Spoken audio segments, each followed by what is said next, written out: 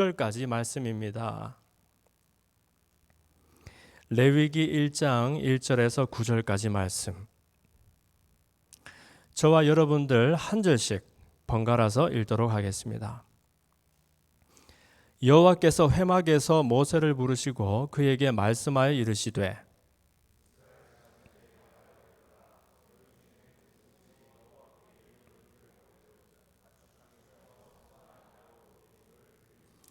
그 예물이 소의 번제이면 흠없는 수컷으로 회막문에서 여호와 앞에 기쁘게 받으시도록 드릴지어다.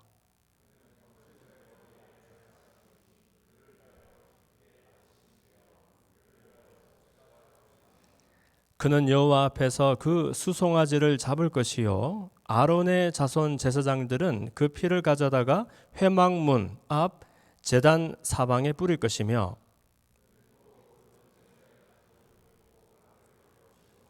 제사장 아론의 자손들은 제단 위에 불을 붙이고 불 위에 나무를 버려놓고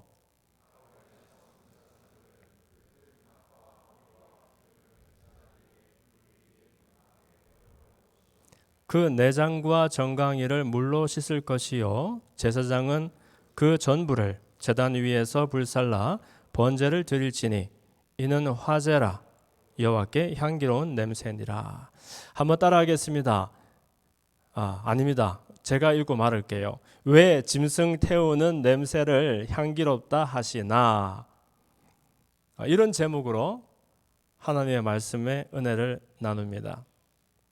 오늘 읽었던 본문 마지막에 나오는 말씀이 이는 화제라 여호와께 향기로운 냄새니라 라고 말씀하셨는데, 아니 대체 왜 이렇게 귀찮게 예배를 제사를 드리라 그러고 하필 짐승 태운 그 냄새를 향기롭다 하시나 하는 우리들의 질문의 해답을 함께 찾아보기를 원합니다. 여러분, 그 유대인들은 지금도 정통주의 유대교인들, 특히 하레딤이라고 불리는 이 사람들은 자녀들에게 모세 오경을 많이 읽는 정도가 아니라 아예 암송하도록 그렇게 가르칩니다. 모세 오경이라 하면 성경의 제일 앞에 있는 5권 책을 말하는데 창세기, 또 출애굽기, 레위기, 민수기, 신명기 5권의 율법이라 불리는 그 토라라고 불리는 책들을 말합니다. 대단하죠. 어릴 때부터 이 책들을 아예 암송을 시킨다는 겁니다. 그런데 그 중에서 이 이스라엘 사람들에게 가장 중요한 성경 구절이 있다면 무엇일까 궁금하지 않아요? 누구든지 주저하지 아니하고 그 쉐마 이스라엘이라고 이렇게 일컬어지는 신명기 6장 4절 5절 말씀을 이 사람들이 가지고 있는 율법의 핵심이라고 생각합니다. 그 내용은 곧 다름 아니라 너희들은 마음을 다하고 뜻을 다하고 또 힘을 다하여 여호와 하나님을 사랑하라 하는 말씀이거든요. 명령입니다. 그래서 모든 이스라엘 어린이들은 어릴 때부터 이 모세 오경을 외우고 암송하면서 또 특별히 이 사람들은 그 경문 테필리라는 것이 있어요. 지금도 여러분 혹시 이스라엘을 방문해서 여행을 가보면 지금은 어렵겠네, 전쟁 때문에. 네. 근데 이 하레딤 사람들을 보면 왜 저 사람들은 액션 카메라를 이 이마에 이렇게 달고 다니나 말할 정도로 이 경문이라는 것을 미간 사이 이마에 붙이고 혹은 팔목에 차고서 이렇게 다니는 것을 볼 수 있어요. 그것은 뭐냐 하면 그 신명기 6장에 보면 너희들은 이 야훼의 말씀을 너희 자녀들에게 주의하러 가르치고 또 묵상하도록 하라 명령하시고 아예 이마에 손목에 그 말씀을 붙이고 살아라라고 명령하셨기 때문에 그렇지요. 그래서 이 그 테필린이라는 것이 소 가죽으로 만든 조그마한 그 경문갑이에요. 그 조그마한 상자인데 그 속에다가 아까 말씀드린 신명기 6장 말씀 포함해서 그 구약 성경의 4구절 말씀을 출애굽기에서 2구절 또 신명기에서 2구절 이 말씀들을 양피지에 기록한 것을 그 경문갑 안에다가 이제 칸칸이 넣어서 이마에 붙이고 팔에 차고 그렇게 다니게 합니다. 그 내용은 생각할 때마다 하나님의 말씀에 비추어서 생각하도록 그렇게 아이들을 가르치는 것이고, 행동할 때마다 그렇죠. 주로 자기가 잘 쓰지 않는 팔에다가 그 소 가죽끈으로 된 것을 팔뚝에는 7번을, 손바닥에는 3번을 감고, 그리고 손가락 3번째, 4번째 마디에는 또 3번을 감아서 그 경문을 붙이거든요. 그러면서 행동할 때마다 내가 하나님의 말씀에 매여서 살아갔는지 아닌지를 살피도록 그렇게 격려하는 교육을 한다는 거예요. 그래서 저는 어릴 때 그러면 아이들이 제일 먼저 이렇게 자라고 태어나고 자라면서 이 신명기를 제일 먼저 암송하게 하겠구나라고 상상했었어요. 근데 제가 어느 날 알아보니까 웬걸 레위기 책을 제일 먼저 암송을 시킨다라고 합니다. 희한하죠? 왜 쉐마 이스라엘이라 불리는 가장 중요한 내용, 힘과 또 뜻과 마음을 다해서 하나님을 사랑하라 하는 그 말씀을 가르치지 않고 레위기를 왜 암송을 먼저 시킬까? 그런데 여러분, 지금 우리 교회에서 통독을 하고 있는 지금 그 부분이 바로 레위기지 않습니까? 지난주에는 레위기 처음 시작을 해서 지금 이제 중반으로 접어들었는데, 이 레위기라는 책은 읽어보시면 아시겠지만 우리한테는 별다른 내용이 없고, 이것은 제사법을 기록한 책이란 말이에요. 쉽게 말하면 옛날에 우리도 6.25 문화 속에 있을 때에는 주자가래라는 책이 있었어요. 그래서 집집마다 조상한테 제사 드리는 것이 중요했기 때문에 그 제사를 함부로 드리지 말고 어떻게 드려야 되는지, 음식은 어떻게 놓아야 하고, 옷은 어떻게 입어야 하고, 절은 어떻게 해야 하고, 아주 구체적이고 소상하게 이 제사법을 기록한 것이 주자가래였잖아요. 그것은 사람들로 하여금 그 제사 드리는 것을 통해서 그들의 마음 씀씀이와 예법을 단속하기 위한 것이었거든요. 그런데 우리가 무슨 조상 제사 지내는 것도 아니고 하나님 섬기는 사람들이 왜 이렇게 시시콜콜하게 제사법을 기록한 레위기를 읽어야만 하는가? 좀 이상하지 않아요?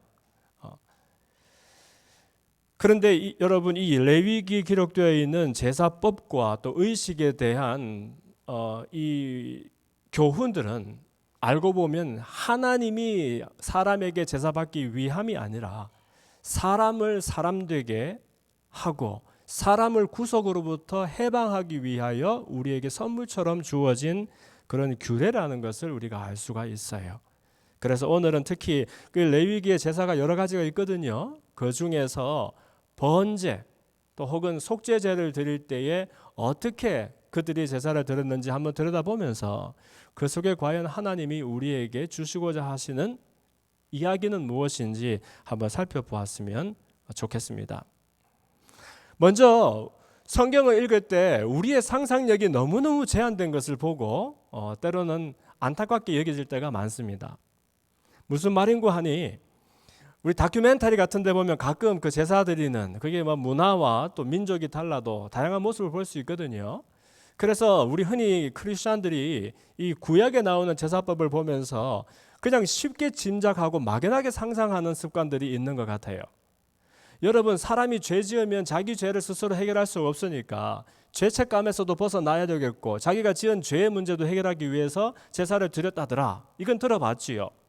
그럼 우리는 상상하기를 자기를 벌을 못 주니까, 자기 몸에 벌을 못 주니까 짐승을 잡는다던데, 그러면 그 짐승 이제 옛날에는 교회가 회막이고 성막이고 하니까 거리로 가면 제사장한테 돈만 주면 제사장이 고개를 이렇게 끊어다가 그것으로 나를 위해서 정성껏 제사를 드려주고 나는 그 제물 앞에서 뉘우치고 반성하고 하면 하나님이 내 죄를 용서해 주시고 그렇게 하겠지 라고 막연하게 상상하는 습관이 우리에게 있는 것 같아요.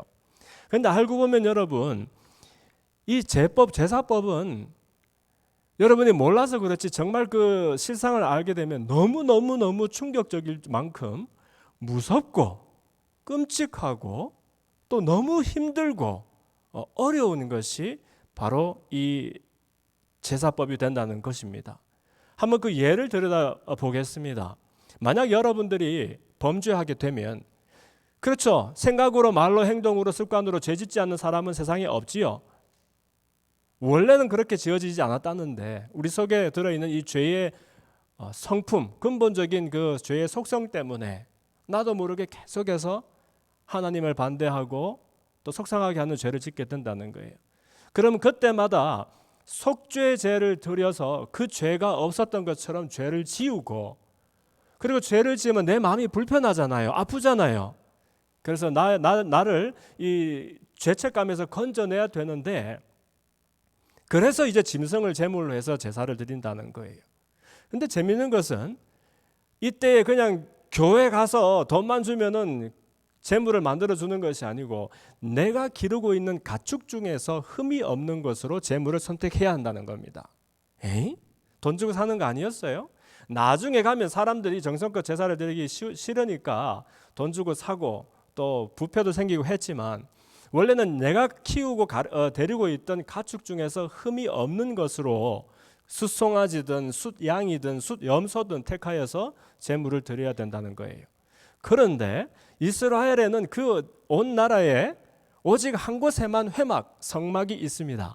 여러분이 하필 아버지 어머니가 주민등록을 잘 얹어 놓아가지고 동네 근처에 살면 괜찮은데, 만약 여러분의 집이 그 회막에서 멀리 있는 사람들이라면 여러분들은 몇 날 며칠이 아니라 몇 주를 그 흠없는 가축을 끌고 고단한 길을 걸어가야 했을 거예요. 그리고 그 흠이 없는 가축이 흠이 없어야 하는데, 그 긴 여정 중에 다치거나 흠이 생기거나 상처를 입거나 하면 도로묵이에요. 다시 그냥 집으로 돌아가서 또 흠이 없는 것으로 구해서 회막으로 와야 되는 먼 길이라는 겁니다. 그리고 저는 어릴 때 이 제사 이야기를 들을 때마다 여간하면은 제사장이 다 해주는 줄 알았어요. 오늘날도 보면은 우리 찬양팀에서 노래 다 불러주고 목사님들이 또 설교도 해주고 우리는 앉아서 이렇게 들으면 되고 하는데, 이 제사에 있어서 거의 대부분 중요한 일들은 누가 하느냐? 그 제사 드리러 온 사람이 한다는 거예요. 내가 죄를 지어서 마음이 무거워서 견딜 수 없어서 죄의 굴레를 벗으려고 하는 내가, 짐승도 내가 구하고 그 짐승을 내가 끌고 가고 짐승 잡는 것도 내가 해야 된다는 거예요. 여기 돼지 한 마리라도 잡아본 적 있는 사람 손 들어보세요. 없습니까? 필리핀에서 우리 선교사들이 이렇게 선교지에 있다 보면은요, 그 우리 잔치가 벌어질 때마다 꼭 돼지를 잡아요. 그러면 그냥 일부러 소리를 그렇게 하루 종일 내게 만드는 것 같아. 그냥 돼지가 그냥 꽥꽥 하는 소리를 내게 해가지고는 온 동네 사람들이 잔치 있는 거 알게 하기 위해서 그렇게 해서 이렇게 잡는데 보면은요, 장정들이 몇 명이 달라들어도 하루 종일 끙끙대면서 잡는 것이 그 돼지 잡는 일이에요. 얼마나 힘들고 어려운 일인지 몰라요. 그런데 여러분, 이 유대의 제사, 이스라엘의 제사는 피 흘림의 제사입니다.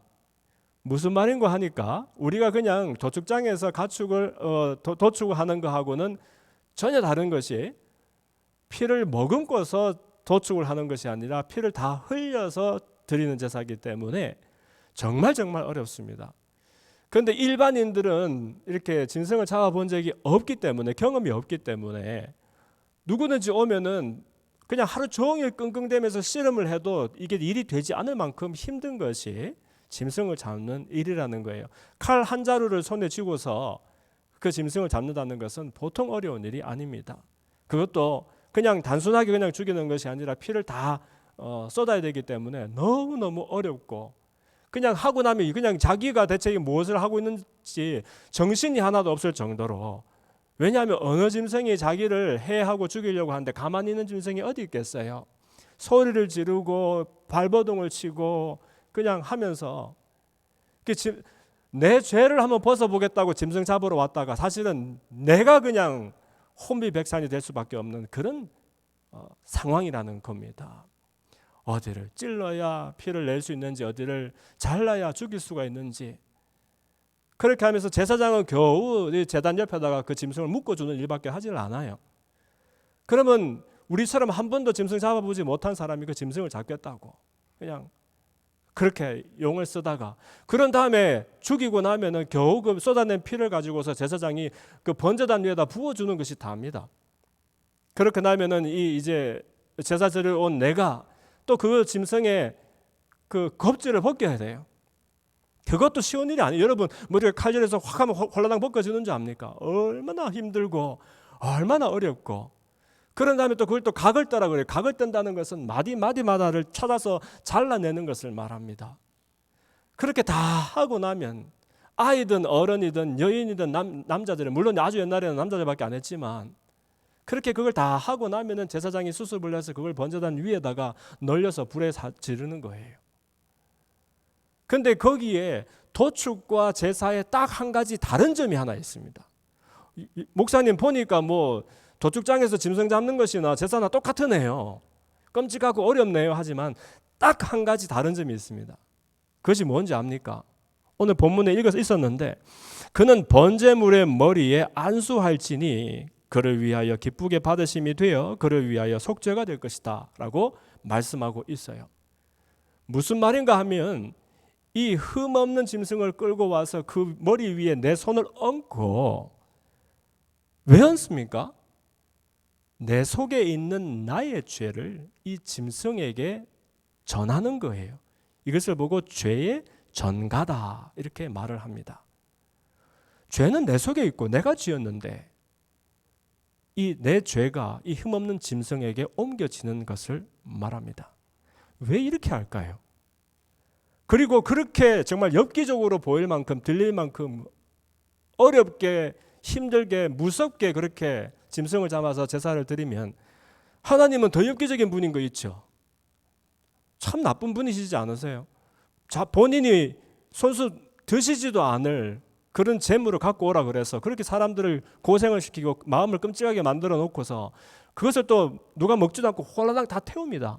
태우고서는 그 태우는 냄새를 향기로운 제사로 받으시고 기뻐하신다는 거예요. 이건 뭐 아무리 우리가 좋게 생각하고 무슨 이 속에서 영적인 비결을 한번 교훈을 찾으려고 해도 너무 끔찍하고 말도 되지 않지 않습니까? 사람은, 죄는 자기가 지어놓고 멀쩡한 짐승을 잡고 그 끔찍한 현장 속에서 불을 지르니까 하나님은 아주 기쁘다고 그 냄새를 향기롭다라고 말씀하시고, 이 속에 흐르고 있는 진짜 이야기는 무엇일까요?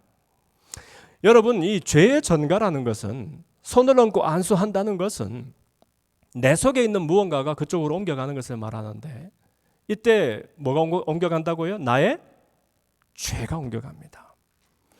왜 옮겨야 하느냐 하면, 하나님은 거룩하고 온전하신 분이고 사람도 그분의 형상 따라 온전하게 지으셨는데, 이 죄라는 것이 사람에게 들어오는 일로 말미암아서 사람이 더 이상 사람 되지 못하고 하나님의 사람이 되지 못하고 하나님에게서 분리되어지고, 이제는 원치 않든 죄를 생각하고 말하고 행동하고 습관하면서 죄를 먹고 죄를 살고 죄를 뱉어낼 수밖에 없는 그런 사람이 되고 나니까, 하나님이 사람이 미워서가 아니라 사람 속에 들어가서 하나님과 사람 사이를 이간질하고 사람과 사람이 반목하도록 만들어내는 이 끔찍한 죄를 미워하셔서 이 죄를 용납하실 수도 견딜 수도 없는 하나님의 성품이 이를 두지 아니하고 이 위에 뭐를 내린다고요? 하나님의 진노를 내릴 수밖에 없는 거예요.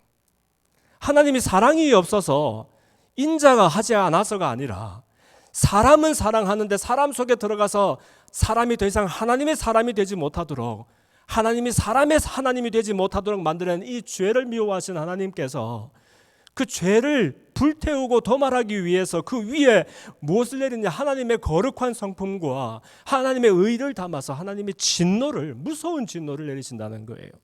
피할 자가 없고 넘어설 자가 없는 그 진노를 내리신다는 겁니다. 사람이 그 진노를 어떻게 감당합니까? 자기한테 들어온 죄도 이기지 못하는 우리가 그 죄 때문에 들어온 진노를 어떻게 감당하겠어요? 그러니 사람 살리기 위하여 이 진노를 다른 곳에 내리기 위해서라도 우리의 죄가 어디론가 옮겨가야 되는데, 그것을 나의 재물 위에 내가 안수한다, 나의 죄를 그 재물에 전가한다라는 표현으로 말하는 거예요. 죄가 전가되면, 죄가 넘어가면, 죄가 넘어간 줄 알았는데 하나님의 진노도, 내 위에 떨어져야 되는 진노도 이 재물 위에 떨어지게 되는 겁니다. 그러면 우리는 하나님의 진노를 피한다라고 말하지요. 그런데 이때에 내 죄만 재물에게 입힌 것이 아니라 재물 속에 있는 것도 나에게 옵니다. 재물이 어떤 재물이라 그랬죠? 내 가축 중에서 어떤 제물? 흠없는 제물. 왜 흠없는 제물이에요? 하나님이 하나님 정말 제사 요구하는 것도 치사하신데 입맛까지 까다로우신가? 좀 이렇게 흠 있는 짐승은 안 받으시나? 그게 아니라 흠이 없는 순전한 짐승을 잡았을 때 그 짐승이 가지고 있는 흠 없음, 깨끗함, 더러워지지 않은 거룩함, 그것이 나에게 다시 전가되어진다는 거예요. 나는 죄도 없는 이 짐승에게 내가 감당할 수 없는 죄를 입히고 이 흠없는 짐승은 나에게 그의 흠없음을 주어서 내가 내 죄로 인해서 경험해야 되는 하나님의 진노를 피할 수 있는 방편을 만들어 주신다는 거예요. 놀라운 이야기이지 않아요? 그래서 하나님이 짐승을 불태우고 그 불태우는 냄새가 향기로 위로 올라갈 때 하나님이 왜 기뻐하시느냐? 하나님이 무슨 호러무비의 엽기적인 주인공이에요? 그걸 기뻐하시게? 짐승 죽는 것을 기뻐하시는 거예요? 아니에요. 내가 그것 때문에 죽어야 할 나의 죄가 죽는 것으로 기뻐하시는 겁니다. 그 짐승이 불타고 죽을 때에 내 속에서 도말해야 하나님과 여전히 연결이 되고 하나님이 나의 하나님이고 내가 하나님의 사람이 될 수 있게 되는 그 죄의 문제가 짐승이 태워질 때에 함께 태워지기 때문에 그 일로 됐다, 다행이다.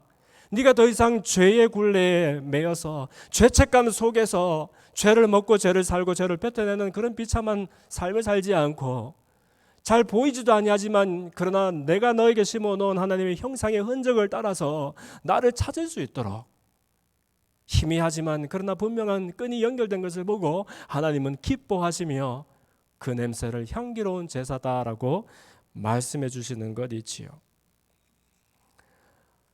그런데 여러분, 특히 이 큰 짐승들은 또 그렇지만은 이 양이라는 짐승은 또 그 중에서도 좀 특별합니다. 그렇죠?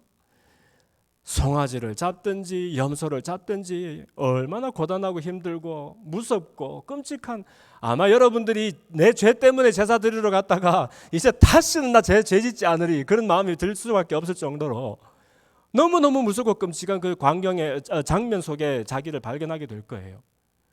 내가 내 죄 때문에 짐승을 잡고 있는데 알고 보니까 내 손님이 온몸에 그냥 피범벅이에요. 온 머리는 헝클어져 있고 하루 종일 신음하며 땀을 흘리며 짐승을 잡았더니 그냥 내 몰골이 이게 대체 누구인지 알 수도 없는 그런 너무너무 무섭고 충격적인 장면 속에 나를 발견하는 거예요. 그래서 하나님이 그 제사를 통해서 사실은 우리 속에 있는 이 죄책감의 문제도 해결해 주셔야 하지만 그러나 다시는 내가 죄짓지 않으리라는 그런 어떤 트라우마를 주기 위해서라도 이 제사의 방법을 정해놓고 우리에게 방편이 되시려고 그렇게 하셨는지도 모른다는 겁니다. 그런데 여러분, 특히 근데 그 가운데서도 염소니 소는 그냥 발버둥도 치고 요란하지만은 이 양만큼은 참 희한한 짐승이어서, 양이라는 것은 끌고 올 때 매 하면서 끌고 오지만 주인도 양을 알고 양도 주인을 아는 그 짐승인데, 그러나 나의 죄를 위해서 찌르고 이제 죽이려고 하면은 그 양은 한번 온몸을 바르르 떨 뿐이지 신음조차 내지 아니하고, 마치 이사야서 53장에 보면은 이사야 선지자가 장차 600년 뒤에 다시 오실 장차 오실 그 예수님에 대해서 묘사를 할 때 보면은 그분은 털 깎는 자 앞에서 소리도 내지 않은 양처럼, 그리고 도수장에 끌려가는 그런 양처럼 우리에게 오실 것이다라고 말씀하셨던 것처럼 양은 신음소리도 내지 아니하고 자기에게 주어지는 그 죽음을 받아들이는 그런 짐승이라는 거예요. 내가 이때까지 내 사랑으로 키웠던 그 양을 찌르는 주인의 마음이 얼마나 아프겠으며, 나를 위하여 대신 생명을 던져주는 그 양을 보면서 그 주인의 마음이 자기 안에 심겨진 그 죄를 얼마나 미워하며 한탄하며 내 다시는 죄짓지 아니하리 하는 그런 마음을 품을 수밖에 없지 않겠습니까? 그런데 여러분, 이 흠없는 어린 양으로 오신 우리 주 예수 그리스도를 믿음의 눈으로 바라봅시다. 본체가 하나님이시고 근본이 하나님이시지만 사람이 끝없이 죄를 짓고 반복하고 죄책감과 불편함 속에서 헤매고 있을 때에 원래 우리 같으면 끝없이 제사만 드리다가 그냥 죽어야 되는 우리들이, 그러나 하나님께서 길을 열어주셔서 한 번에 다시는 제사를 반복할 필요가 없도록 한 번의 영원한 제사의 길을 우리에게 보여주셨는데, 그것이 다름 아니라 아들 예수를 이 땅에 보내주셔서 예수님이 흠없는 어린 양으로 우리의 제사를 대신 십자가에서 지어주실 때 그 공로로 우리에게 놀라운 이 칭의, 어렵지 않지만은 우리가 어렵다고 일컬어지는 그런 놀라운 일이 벌어지게 된다는 것이지요. 양에게 손을 얹고 내 죄를 전가했을 때는 양의 흠없음이 없음이 나에게 돌아왔습니다. 그런데 예수 그리스도에게 우리가 손을 얹고 우리의 죄를 전가하면 그분의 거룩한 의가, 그분의 흠없음, 거룩한 의가 우리에게 전가되어집니다. 그래서 우리가 그리스도 안에서 다시는 나의 죄로 인하여 반복하여 제사를 드릴 필요가 없도록 하나님께서 방편을 만들어 주신 것이 바로 이 제사의 이야기라고 하겠습니다. 그렇다면 여러분, 예수님의 우리를 위해서 흠없는 어린 양이 되어서 이 땅에 죽어주신 그 일은 값없이 거저 주어진 일이지 그것이 결코 값싼 일이라고 말할 수는 없을 것입니다. 다시 한번, 우리가 예수님의 의를 옷 입기 위해서 우리가 무슨 값을 치르거나 수고를 하거나 한 것은 없었습니다. 그러나 하나님의 사랑과 은혜로 거저 실력도 자격도 없는 우리들에게 하나님의 은혜가, 그 사랑이 임합니다. 그래서 우리가 구원에 이르고 또 예수님의 의를 옷 입습니다. 그러나 이 일이 값없이 주어졌다고 해서 절대로 값싼 일이 아니라는 것을 우리가 알아야 한다는 겁니다. 왜냐하면 그분이 죽은 것으로 자동으로 내 죄가 없었던 일처럼 되니까 나는 이제 자유롭게 마음대로 살면 되겠다라고 생각하고 그분의 은혜를 값싸게 여기서는 안 된다는 말씀입니다. 왜냐하면 아까 말씀드린 것처럼 모든 제사에는 도축과 다르게 안수라는 일이 있다는 거예요. 예수님의 우리를 대신해서 죽으심이 우리에게 의미가 되기 위해서는, 효력이 되기 위해서는 우리도 그분의 머리 위에 안수하여 전가하는 일이 먼저 선행되어야 한다는 것을 기억해야 합니다. 우리의 엄난한 죄가, 그 죄가 그분 안에서 용서를 받으려면 싫든 좋든지 그분에게 전가되어야 합니다. 나의 폭력적인 마음이, 나의 남을 시기하고 저주하는 그 마음이, 나의 불의한 이익을 위해서 남을 해치는 마음이, 내 속에 있는 온갖 불순한 동기들과 의도들이, 나의 쾌락을 위해서 영혼을 파는 것과 형제를 사랑하지 않는 이 모든 것들이 예수 그리스도 안에서 해결이 되려면, 나는 예수님 믿으니까 나에게 정죄함이 없어 라고 말하면서 그렇게 쉽게 말할 수 있는 것이 아닌 것이에요. 그 순간마다, 시간마다 우리는 예수님의 머리에 손을 얹고 안수함으로 내가 생각으로, 말로, 행동으로, 습관으로 짓는 모든 죄의 내용들이 그분에게 전가되어야 그분이 그것을 해결해 주실 수 있다는 겁니다. 그렇다면 여러분, 짐승 잡으면서 내가 트라우마가 생겨서 내가 더 이상 죄 짓지 않고 살리라고 말했던 그것처럼, 내가 죄 지을 때마다 예수의 공로를 힘입어서 내가 다시 의롭다함을 받을 수 있는 은혜는 내가 알지만, 그날 낱낱이 소상하게 나의 모든 죄들이 그분에게 전가되어야 된다는 것을 생각한다면 우리가 어떻게 함부로 하나님 앞에, 사람 앞에 범죄하며 살아갈 수가 있겠느냐 하는 것입니다. 그러므로 이 희생 제물을 드리고 제사를 드리는 것은 하나님을 위한 것이 아니었습니다. 알고 보니 우리는 그분 안에서 날마다 자유와 깨끗함을 입고, 또 주님은 날마다 내 대신에 죽으신다. 그리고 이것은 공짜가 아니고 값을 매길 수 없을 만큼 큰 것이었고, 이 모든 것은 결국 나의 유익을 위해서 준비된 것이다 하는 것을 우리가 깨닫게 되는 것이지요. 향기로운 제사로 하나님 받으신다. 하나님 좋으시려고 만드신 것이 아니라 우리를 살리시려고 만드신 일이라는 겁니다. 여러분, 이 말씀을 기억하면 우리의 삶의 자세가 송두리째 달라질 것이라고 저는 믿습니다. 사람들은 흔히 생각하기를 교회 안에는 사랑이 많고 은혜가 한이 없어서 이 교회는 무르고 터진 곳이다라고 생각하기 쉽습니다. 맞는 말입니다. 하나님은 사랑이시고 예수님의 공로는 우리에게 은혜로 주어진 것입니다. 그러나 우리가 기억해야 할 것은 하나님의 법은 사람이 만드는 법보다 훨씬 엄중하고 무겁고 무서운 것이다라는 것도 기억해야 합니다. 예수님이 이 땅에 오셔서 나는 율법을 폐하러 온 자가 아니다. 율법을 온전하게 만들러 온 자다라고 말씀하셨어요. 사람은 노력을 하면 한번 지켜볼 만한 613가지의 율법을 만들어 놓고서 그것을 열심히 지키면서 처음에는 은혜로 내가 의롭게 되었다고 하지만 결국에 나중에는 내가 의로워서 의롭게 된 것처럼 그렇게 주장하게 되지만 예수님은 그 613가지의 율법을 다 지키고 하더라도 그러나 그것으로는 하나님의 의에 이르지 못한다라고 말씀하십니다. 오히려 더 크고 엄중한 율법을 주시는데 그것이 바로 토라에 기록되어 있는 쉐마 이스라엘 하는 그 내용입니다. 너희는 마음과 뜻을 다하여 힘을 다하여 여호와 하나님을 사랑하고 너의 이웃을 내 몸처럼 사랑해라 하는 말씀인 것이지요. 만약에 하나님의 마음을 반대로 거슬려 살아가면서 내가 하나님의 그룹에 속해 있기만 하면 어떻게든지 하나님의 사람이다라고 생각하는 것은 큰 착각일지도 모릅니다. 예수님의 정신에 전혀 반대되는 그러한 삶을 살면서 여전히 내가 교회에 속해 있기 때문에 예수님이 나를 위해서 죽으신 그 일이 나와 상관이 있다라고 말하는 것은 우리들의 터무니없는 아집일지도 모른다는 겁니다. 교회가 교회라는 것을 무엇으로 증명할 수 있겠습니까?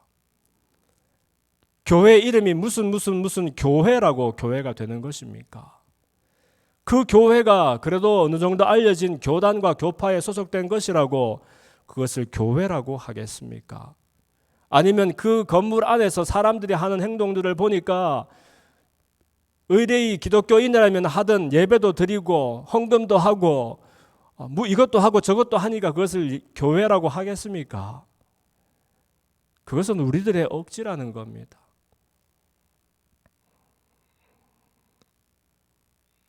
오히려 마지막 때에는 믿음을 보겠느냐라고 말씀하셨고 멸망으로 가는 길은 넓고 쉽지만은 생명으로 가는 길은 좁고 협착하다라고 주님 말씀하셨고 심지어 주여 주여 하는 사람마다 아니 주님을 위하여 주님의 이름으로 대단한 일을 하는 사람일지라도 그 마음 속에 하나님의 마음 그리스도의 정신이 없다라면 너는 나와 아무 상관이 없다라고 말씀하시겠다라고 분명히 말씀해 주신 것이 예수님의 말씀 아닙니까?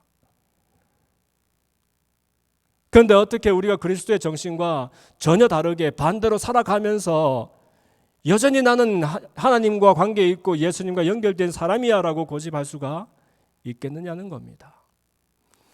교회의 법이 세상의 법을 넘어서고 더 엄중하고 무서운 거 여러분들 아십니까?